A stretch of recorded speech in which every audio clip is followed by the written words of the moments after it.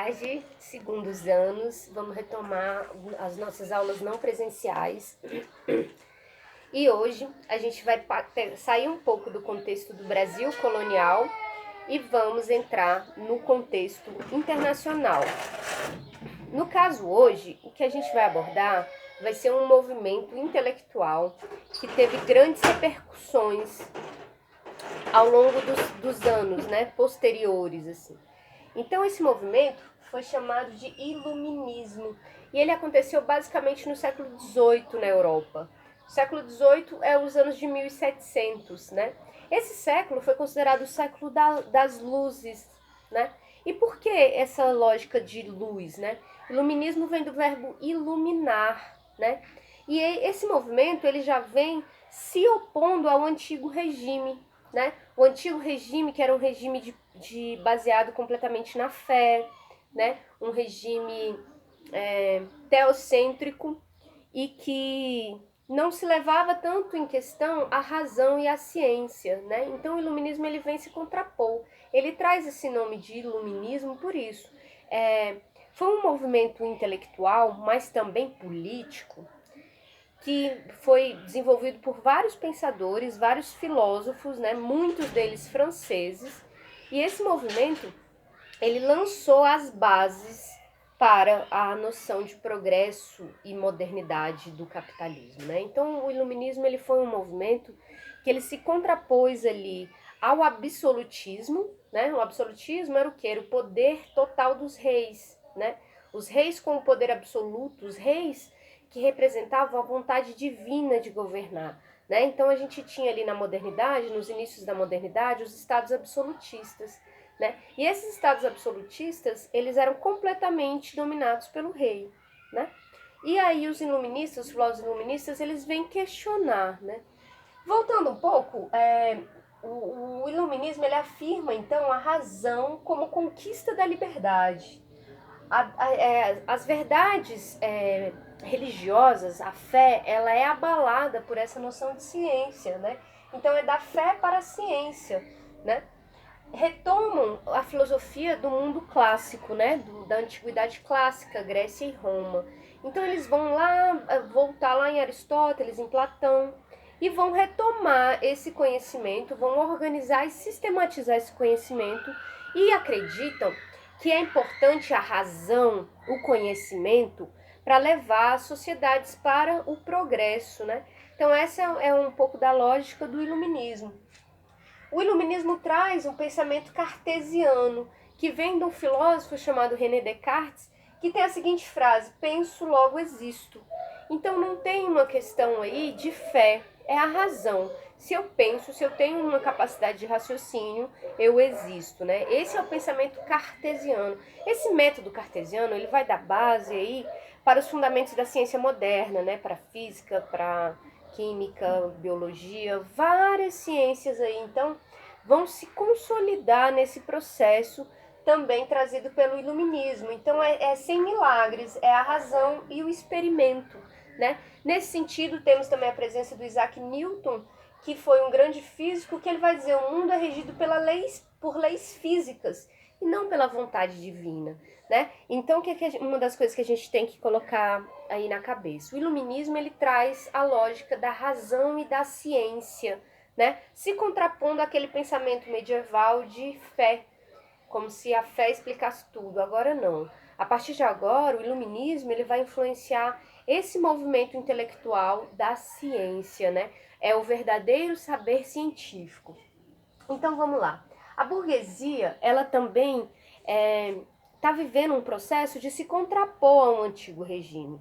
E grande parte dos pensadores e filósofos iluministas vem da burguesia, né? Então a gente pode dizer que a burguesia ela se equipou com as armas teóricas que serviram para questionar o poder dos reis absolutistas e criar uma nova ordem política, né? Então esses pensadores eles vão começar a desenvolver uma noção de que não é uma questão de vontade divina. O governo ele tem de ser feito em relação à sociedade, para garantir os direitos do cidadão, né? Então o iluminismo é esse movimento que traz essa lógica da igualdade, né?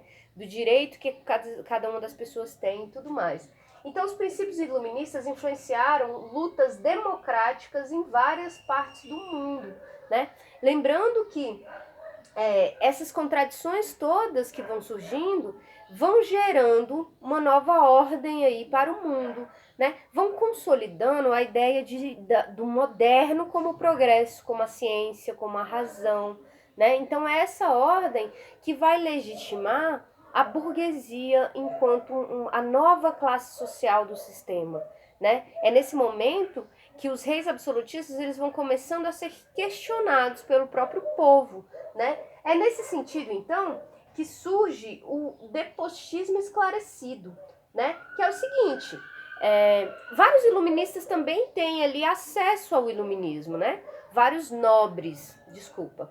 Quem que eram os nobres? Os nobres eram os representantes dessa ordem absolutista, do rei absolutista, do clero, né? Então essa nova filosofia iluminista, ela vai questionar esse clero, esses nobres, né? A nobreza ali como uma classe social que precisava de ter esclarecimento, que precisava se basear na razão e não na fé, né? Então os iluministas criticavam o poder absoluto dos reis e começou a acontecer algumas reformas modernizadoras. Como assim? Alguns desses reis, eles foram chamados de déspotas esclarecidos, né? E como a gente vai ver daqui a pouco, alguns filósofos defendiam essa monarquia esclarecida, que era o seguinte: bom, com medo de ser questionado ou então de rebeliões, revoltas contra o poder absoluto do rei, alguns reis optaram por fazer um governo voltado para os princípios iluministas, né? Esses reis ficaram conhecidos como déspotas esclarecidos, né? Então, em alguns lugares da Europa, a gente tem alguns exemplos aqui, como, por exemplo, o Frederico II da Prússia. Ele acaba com a tortura, que era um método do absolutismo, né? E impõe um ensino obrigatório. Os iluministas também trazem isso. As pessoas têm direito de estudar, de ter conhecimento, né? É por influência desse pensamento iluminista que várias universidades começam a ser criadas, né? Então a sociedade ela vai voltar-se para a ciência. A ciência também vai ser a base de desenvolvimento do progresso capitalista, né? Lembrando que a burguesia ela incorpora esse pensamento iluminista para questionar também a falta de liberdade que eles tinham no absolutismo. Porque a burguesia ela precisa de liberdade para comerciar, né? Então surge aí essa força política do movimento iluminista também como um movimento burguês, né? Como um movimento político, né? Contrário ao antigo regime, que é do absolutismo, que é dos reis absolutistas, e agora trazendo um novo governo, né? Um governo ali que tenha mais participação da sociedade, né? Que tenha educação para as pessoas, que tenha serviços para a população, né, direitos de legislação, igualdade perante a lei. Então o iluminismo traz essas bases fundamentais aí que estão até hoje no nosso dia a dia, né? Então o iluminismo ele vai fundamentar a ciência moderna, né? Então é nesse momento que o moderno ele vem trazendo essa lógica do progresso, né? Isso foi construído pelo pensamento europeu e que teve grande influência no Brasil, né? A gente vai ver que na República Brasileira tem muita influência do iluminismo, né? Posteriormente na a Inconfidência Mineira também. Então a gente vai ter vários processos aí influenciados no Brasil, mas também a Revolução Francesa, a independência dos Estados Unidos, 1776, a revolta do Haiti. São todos movimentos aí que são influenciados pelas ideias iluministas, né? Então agora a gente vai ver um pouquinho dos principais pensadores desse movimento intelectual, os principais filósofos do iluminismo, né? Aqui a gente vai ter o John Locke. Ele é tido como um precursor do iluminismo. E qual a importância do John Locke? Ele vai dizer o seguinte, não existe essa ideia de direito absoluto dos reis. Os reis, quando o governante, quando ele vai governar, ele precisa estabelecer um contrato com a população. E esse contrato é o seguinte: eu vou governar para a sociedade e, se esse governo não estiver sendo satisfatório, que a sociedade possa retirar né, o governante do poder. Então, John Locke ele já traz essa grande diferença na perspectiva e essa grande crítica ao absolutismo, né? Então, para ele, o governo tem que garantir o direito do cidadão.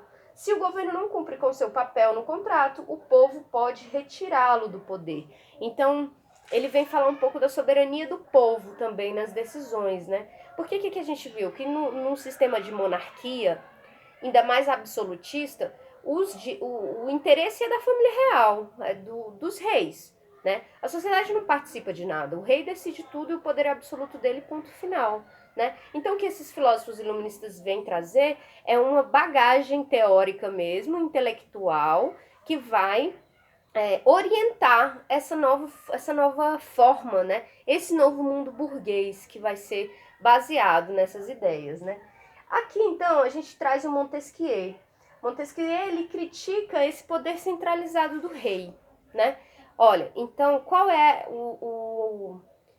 a contribuição do Montesquieu? Vamos dividir os poderes em 3 partes, né? É ele que origina, então, a ideia do poder executivo, legislativo e judiciário, que são, inclusive, os poderes hoje da nossa democracia parlamentar no Brasil, né? Então, vejam o peso dessas ideias e como elas estão até hoje, né? Como elas até hoje orientam a política, inclusive, do Brasil, né? Então, é essa separação, executivo, legislativo, judiciário. Legislativo faz as leis, judiciário cuida da justiça e o executivo governo, né? Então, voltando para um filósofo também muito importante, é o Voltaire. Voltaire era um grande defensor da liberdade religiosa, ele era contrário ao domínio dos padres, né? Domínio da igreja na política, né? Ele era absolutamente contrário ao absolutismo, mas ele era defensor da monarquia esclarecida, que eu falei para vocês aqui, a questão do déspota esclarecido, né? Que é como se fosse o líder, mas que ele é orientado pelo iluminismo, né? Ele é esclarecido, ele não é aquele déspota que governa somente para ele, né? De acordo com seus interesses, mas ele vai governar de acordo com os interesses da sociedade, né? Então, o Voltaire, ele defende a liberdade de expressão, né? Tem uma frase dele muito famosa que não concordo posso até não concordar com o que você diz, mas defenderei até a morte o direito de você dizer, né? Então ele vai defender isso. As pessoas têm direito de liberdade de expressão. Isso não é o que acontecia no absolutismo. No absolutismo, se o rei decidisse que aquela pessoa vai morrer, ela vai morrer. Né? Eram os reis que controlavam toda a informação do povo, né? Então Voltaire vem dizer isso, não. As pessoas têm liberdade de expressar suas diferentes ideias. Ele era um cara que era contrário a essa coisa da intolerância, né? Posso discordar, mas você tem o direito de dizer. É importante a gente ver uma coisa é respeitar o direito das pessoas terem suas expressões, suas ideias, mas outra coisa é a gente não confundir isso com um pode tudo, né? Existem alguns discursos de ódio que eles não expressam simplesmente uma opinião, eles expressam uma ideia mesmo de manutenção do ódio, né? Então, algumas questões como machismo, como racismo, como fascismo, né? São questões aí que não são simplesmente questões de respeito, né? Mas que são aí ofensivas, né? Discurso de ódio não é liberdade de expressão, né? A gente precisa fazer uma reflexão sobre isso, né? Mas o que o Voltaire está dizendo é isso. As pessoas têm a liberdade de se expressar. Porque o iluminismo, ele tá interessado nessa questão da liberdade. As pessoas têm seus direitos individuais, direitos como cidadãos, direitos políticos, direitos de expressar sua fé como quiser também, né? Então, é mais ou menos essa ideia de liberdade aí, numa questão mais teórica. Agora, numa questão política, a liberdade é o que a burguesia precisa para que o Estado não interfira na economia, né? Então, é por isso que a gente tem aqui o Adam Smith, que é considerado o pai da economia liberal, né? Ele vai dizer que o governo não deve interferir nas atividades do Estado. É como se a burguesia tivesse autonomia, né? É como se as leis do mercado, elas funcionavam assim de forma natural, que o Estado não precisasse de interferir, né? Agora, essa é uma ideologia que orientou muito o capitalismo no mundo, o liberalismo, e que ela é presente até os dias de hoje, né? Muitas empresas não querem que o Estado interfira. E, inclusive, a gente vive uma época em que no Brasil os governos querem privatizar as empresas públicas, né? Então isso é uma forma de liberalismo muito grande, né? Que o Estado não deve controlar nada, né? Mas essa é só uma teoria, né, da burguesia, do liberalismo, né? Aí a gente tem outro filósofo importante, que foi o Rousseau, né? Que ele vai criticar um pouco mais, ele vai ser um pouco mais radical na crítica dele. Ele vai criticar, inclusive, a propriedade privada. Questão que os outros filósofos não questionam. Inclusive, é um princípio da burguesia a propriedade privada, desse mundo capitalista, né? Então, o Rousseau, ele acaba que ele é considerado até um influenciador das posteriores ideias socialistas, né? Porque ele defendia também uma soberania popular, uma democracia direta, que as pessoas pudessem ali eleger diretamente seus representantes, né? Então ele diz o seguinte, que ninguém nasce mal ou bom, mas é a sociedade que te corrompe, né? Então por isso é importante incentivar uma sociedade de igualdade, né? Esse é o pensamento do Rousseau. E aqui, para finalizar um pouco desses filósofos iluministas que eu estou trazendo, tem o Diderot e o D'Alembert, que foram dois filósofos franceses, né, que compilaram o que eles chamaram de enciclopédia. Digamos que isso aí é o bisavô do Google, né? Então, se hoje a gente pode fazer uma pesquisa, né, e encontrar na internet qualquer conhecimento aí acumulado, eles fizeram isso no século XVIII, né? Eles pegaram, segundo a visão deles, eles elaboraram 35 livros e que nesses livros estariam contidos aí o conhecimento acumulado, né, pela humanidade, né, de acordo com o ponto de vista dos iluministas, né. Então, a gente vai ver que o iluminismo é um movimento intelectual e político que defendia a ciência e a razão como capazes de impulsionar a sociedade rumo ao progresso, né? Essas ideias serviram de base para as missões civilizadoras das sociedades ocidentais no século XIX e XX. Bom, com isso daqui, já para finalizar nossa aula, é importante também a gente fazer uma crítica a essas ideias de progresso, a essas ideias de modernidade, né? Porque muito dessas ideias posteriormente serviu para justificar o eurocentrismo.